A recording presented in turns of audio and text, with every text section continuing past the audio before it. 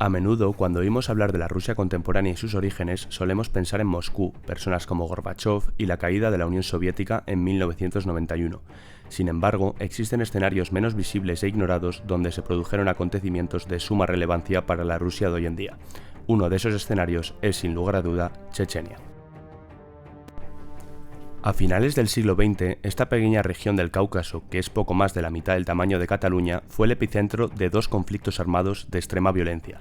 Las guerras chechenas provocaron la muerte de decenas de miles de personas, una destrucción material solo comparable con la Segunda Guerra Mundial y una profunda desarticulación de la sociedad chechena cuyos efectos son visibles aún hoy en día. En este vídeo vamos a ver cómo los esfuerzos separatistas chechenos y la respuesta del Estado ruso llevaron a una serie de episodios de violencia sin precedentes. Chechenia fue la base donde se asentaron las lógicas de nueva forma de autoritarismo en la joven Federación Rusa, en consecuencia, frente al desorden y la fragmentación de finales del siglo XX. Comprender lo ocurrido en Chechenia es, por tanto, esencial para entender a la Rusia actual. Allí, en los márgenes del antiguo imperio soviético, comenzó a tomar forma el Estado ruso del siglo XXI. Para entender la relación entre Rusia y Chechenia, debemos remontarnos 2 siglos atrás. Durante el siglo XIX, el Imperio ruso se extendió por la región del Cáucaso, la cual se caracteriza por ser montañosa, de gran importancia estratégica y habitada por pueblos con una amplia diversidad cultural. Uno de estos pueblos son los chechenos, quienes se organizaban en clanes y contaban con una fuerte tradición bélica, lo que explica los procesos de conquista y resistencia entre rusos y chechenos. Uno de los principales símbolos de la resistencia chechena fue el imán Shamil, quien fue un líder político y religioso que desde 1830 hasta 1859 lideró una prolongada insurrección contra el Imperio ruso. Bajo su liderazgo se articuló un movimiento de carácter islámico y anticolonial que logró poner en duda la capacidad del imperio para dominar la región. Finalmente Rusia fue capaz de imponerse militarmente, pero nunca consiguió integrar plenamente la región ni eliminar el sentimiento hostil de los chechenos frente a los rusos. La situación no desapareció con la llegada del nuevo Estado soviético. Si bien es cierto que la Unión Soviética transformó profundamente las estructuras políticas y sociales de todo el antiguo imperio, la desconfianza mutua entre la población chechena y el Estado central seguía muy presente. El nuevo régimen soviético fomentó la colaboración entre pueblos y aumentó las libertades de las minorías dentro de Rusia, pero las tensiones acumuladas y los recuerdos del pasado aún seguían muy presentes. El episodio más importante tuvo lugar en 1944 durante la Segunda Guerra Mundial. Ese año, las autoridades soviéticas ordenaron la deportación completa de los pueblos chechenos e ingús, fuera del Cáucaso Norte. Oficialmente, la medida se justificó por acusaciones de colaboración con fuerzas alemanas, aunque dichas acusaciones siguen siendo una cuestión debatida, ya que la mayoría de contactos entre agentes alemanes y guerrilleros chechenos fueron puntuales y ligados a un deseo checheno por la independencia y el interés alemán por desestabilizar a la URSS. Desde la perspectiva soviética, las deportaciones respondían a una lógica más amplia de control sobre zonas consideradas estratégicamente inestables. El Cáucaso había sido históricamente una región difícil de gobernar, y durante la Segunda Guerra Mundial y todo lo que supuso, las medidas drásticas estaban a la orden del día. Podemos decir entonces que en la práctica la URSS era consciente de que el Cáucaso era un punto débil dentro del Estado y se consideró que se debían tomar medidas para prevenir cualquier tipo de contratiempo. La operación fue rápida y sistemática. En pocos días, unos 400.000 chechenos fueron deportados a regiones de Asia Central, principalmente a Siberia y a Kazajistán. Las pésimas condiciones de vida que acompañaron al proceso llevaron a la muerte de entre el 20 y el 25% de la población chechena. Con la muerte de Stalin y la llegada de Jrushchov, se produjo un cambio en las políticas de la URSS. A mediados de los 50, los chechenos recibieron autorización para regresar a su territorio, donde se restableció de forma oficial su autonomía dentro de la URSS. No obstante, la desconfianza chechena hacia el Estado central era evidentemente enorme, y un proceso así de traumático y drástico había generado serios problemas internos en la comunidad chechena. La desintegración de la URSS en 1991 dio paso a un periodo de profundas reconfiguraciones políticas en todo el espacio postsoviético. En este momento es cuando muchas repúblicas constituyentes como Ucrania, Georgia o las repúblicas bálticas obtuvieron sus independencias y fueron reconocidas internacionalmente. Chechenia, en septiembre de ese año, inició un proceso insurreccional con la proclamación de la independencia de la República Chechena de forma unilateral. A diferencia de otras entidades postsoviéticas, Chechenia no era una república de la Unión, sino que era una república autónoma dentro de la propia Federación Rusa Soviética, lo que hacía que esta secesión fuese vista fuera del marco legal por parte de Moscú, y la comunidad internacional les dio la espalda en consecuencia. El liderazgo de este nuevo proyecto estatal fue encabezado por Zhokhvar Dudayev, quien había sido un antiguo general de las fuerzas aéreas soviéticas. El gobierno de Dudayev, desde un inicio, tuvo que hacer frente a serias limitaciones estructurales. La nueva administración rompió de facto los vínculos institucionales con Moscú, expulsando a los organismos federales. Sin embargo, fracasó a la hora de crear un aparato estatal estable. Las instituciones eran débiles, el monopolio de la violencia no estaba garantizado con la existencia de diversos grupos armados y la economía colapsó al cortar con el resto de Rusia. La ausencia de reconocimiento internacional impidió el acceso a ayuda exterior, inversión o integración en circuitos económicos formales. Al mismo tiempo, el poder central ruso se encontraba inmerso en su propia crisis. El gobierno de Boris Yeltsin afrontaba una transición política y económica extremadamente inestable, con escasos recursos para imponer su autoridad en las regiones periféricas. En este contexto, Moscú optó inicialmente por una estrategia de contención pasiva. No se reconoció la independencia chechena, pero tampoco se intervino inmediatamente con las fuerzas armadas. Desde la perspectiva del Estado ruso, la situación en Chechenia planteaba un problema serio. Aceptar la secesión unilateral dentro de la propia federación suponía un precedente para potenciales movimientos separatistas en un futuro. En diciembre de 1994, el gobierno de Boris Yeltsin decidió recurrir al uso de las Fuerzas Armadas para restablecer el control federal sobre Chechenia. La intervención fue presentada oficialmente como una operación destinada a restaurar el orden constitucional y preservar la integridad territorial de la Federación Rusa, tras varios años de secesión de facto y colapso institucional en la región. Desde el punto de vista militar, la operación reveló graves deficiencias en las Fuerzas Armadas rusas de la posguerra fría. El ejército, en pleno proceso de reorganización tras la disolución soviética, carecía de una cadena de mando eficaz, de entrenamiento adecuado y de una planificación realista para un conflicto de alta intensidad en un entorno urbano. Una parte significativa de las tropas desplegadas estaba compuesta por reclutas, con escasa preparación y moral limitada. La ofensiva inicial sobre Grozny, lanzada a finales de 1994, mostró estas carencias. Las fuerzas rusas subestimaron la capacidad de resistencia chechena y sobreestimaron la posibilidad de una rápida victoria. En contraste, los combatientes chechenos, organizados de forma descentralizada, recurrieron a tácticas de guerra simétrica, incluyendo emboscadas, francotiradores y ataques coordinados en pequeñas unidades, aprovechando su conocimiento del terreno urbano y su experiencia previa en conflictos de baja intensidad. La batalla por Grozny se prolongó durante semanas y derivó en una destrucción masiva de la ciudad. El uso intensivo de artillería y bombardeos aéreos por parte de las fuerzas federales en terreno urbano tuvo un elevado impacto sobre la población civil y la infraestructura. Las estimaciones sobre víctimas civiles varían considerablemente, pero coinciden en señalar cifras muy elevadas para una ciudad de ese tamaño. Las estimaciones rondan entre unas 40.000 personas que perdieron la vida. Las consecuencias políticas y simbólicas del conflicto fueron significativas. Las imágenes de la guerra, ampliamente difundidas por los medios rusos e internacionales, erosionaron la legitimidad del gobierno central y expusieron las limitaciones del aparato militar ruso. En el plano interno, el conflicto generó un fuerte rechazo social y contribuyó a una crisis de confianza en las instituciones estatales. En el ámbito internacional, la guerra dañó la reputación de Rusia como actor capaz de gestionar sus conflictos internos de manera eficaz y conforme a estándares aceptados. Lejos de resolver el problema checheno, la intervención militar de 1994 evidenció la distancia entre los objetivos políticos declarados y las capacidades reales del Estado ruso en ese momento, sentando las bases para una prolongación del conflicto en los años siguientes. En el verano de 1996, tras casi 2 años de enfrentamientos y ante el deterioro de la situación militar y política, el gobierno ruso aceptó poner fin a la Primera Guerra Chechena. El acuerdo que formalizó el cese de las hostilidades fue firmado en la localidad de Khazavjurt y estableció la retirada progresiva de las fuerzas federales de Chechenia.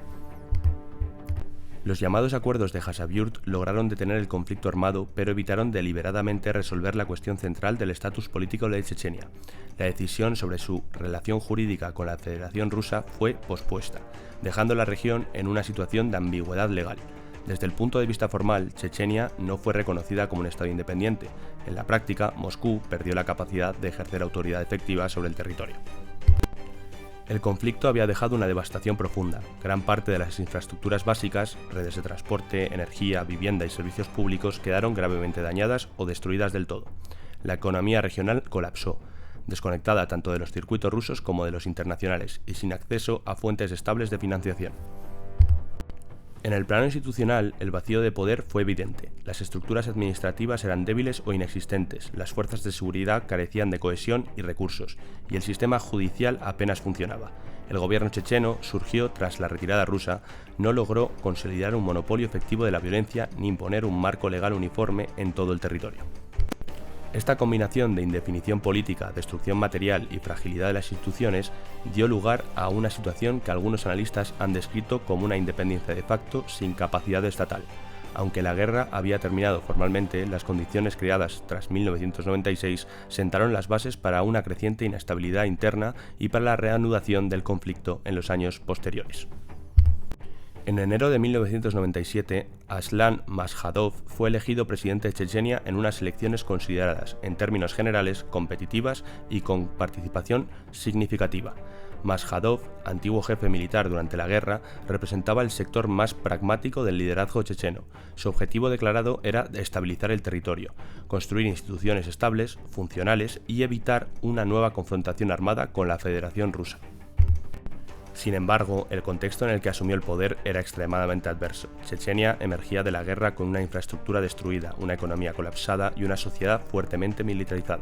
El gobierno central carecía de recursos financieros, de fuerzas de seguridad unificadas y, sobre todo, de la capacidad de imponer su autoridad sobre el conjunto del territorio. Durante este periodo, muchos antiguos comandantes de la guerra se transformaron en actores autónomos con control efectivo sobre áreas concretas. Estos líderes, a menudo descritos como señores de la guerra, mantenían milicias propias, gestionaban economías informales y desconfiaban abiertamente de la autoridad del gobierno de Grozny. El monopolio estatal de la violencia, elemento básico de cualquier estado funcional, no llegó a consolidarse. En ausencia de una economía legal viable, el secuestro se convirtió en una fuente relevante de ingresos para diversos grupos armados. Entre las víctimas se encontraban periodistas, trabajadores humanitarios, técnicos extranjeros y empresarios locales.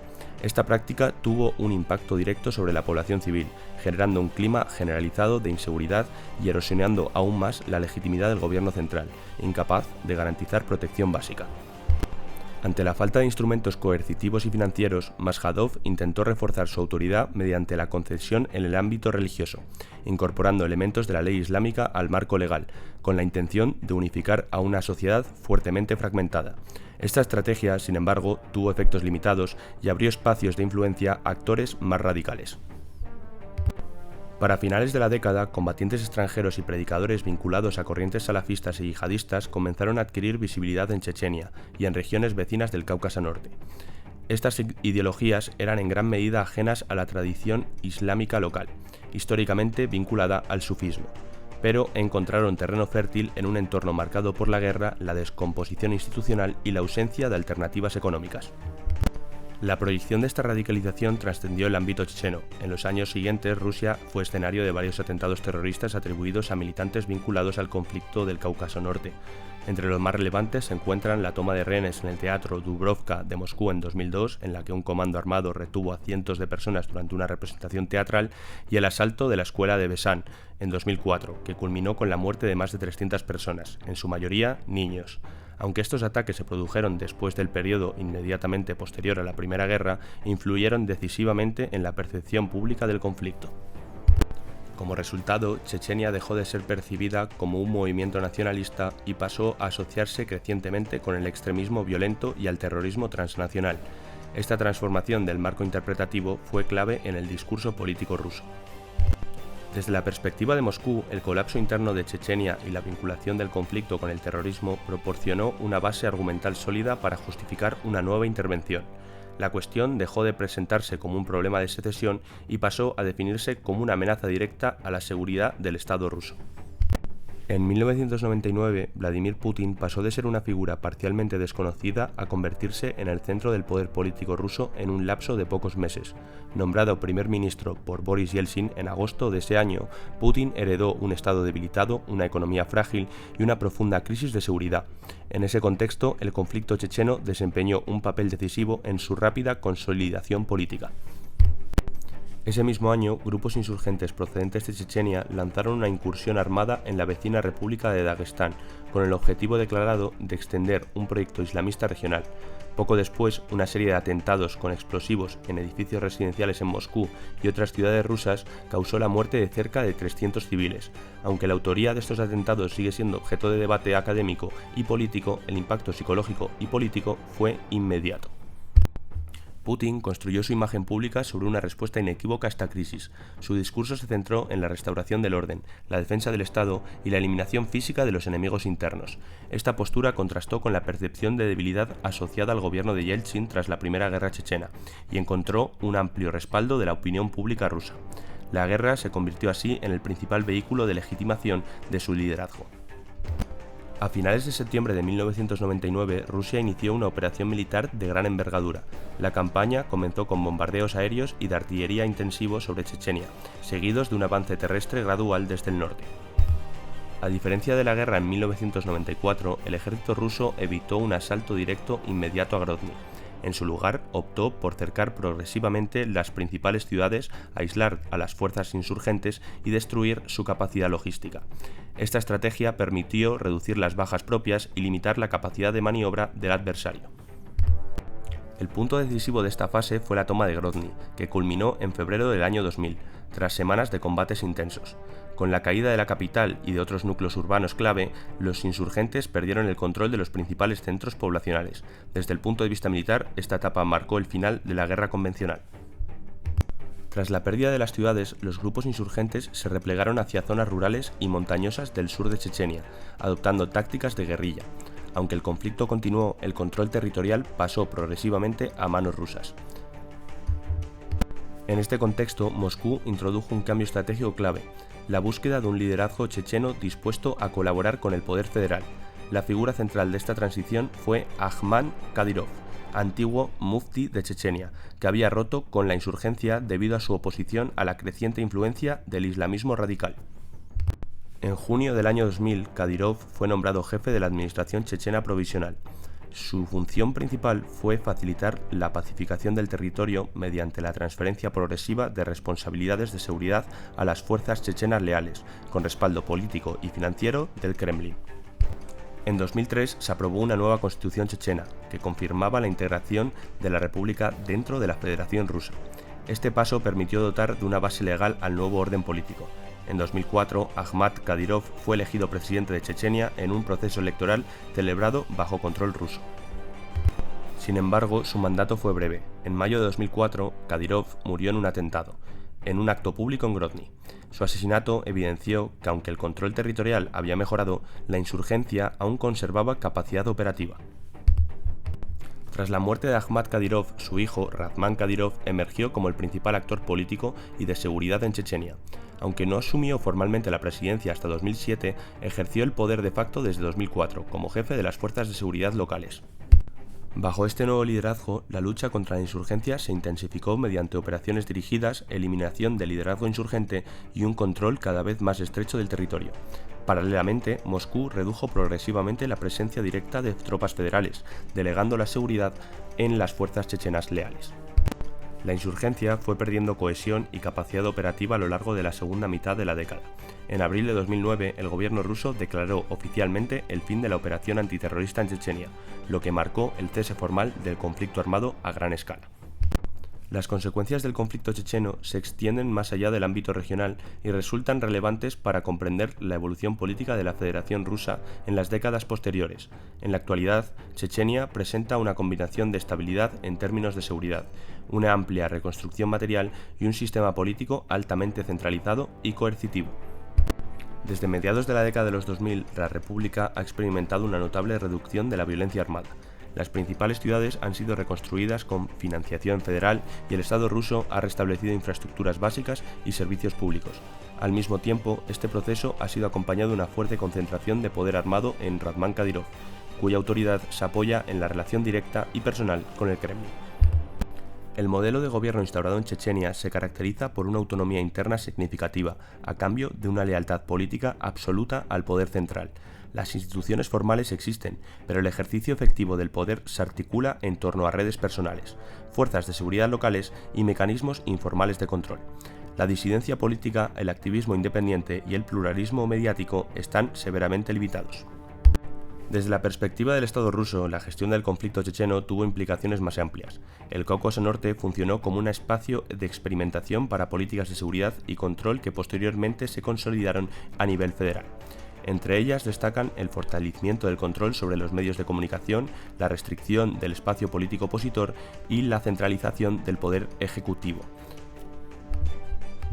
Asimismo, el conflicto permitió redefinir el uso de la guerra y de la amenaza terrorista como instrumentos de legitimización política. La narrativa de la restauración del orden y de la defensa del Estado frente a enemigos internos desempeñó un papel central en la consolidación del sistema político ruso surgido a comienzos del siglo XXI.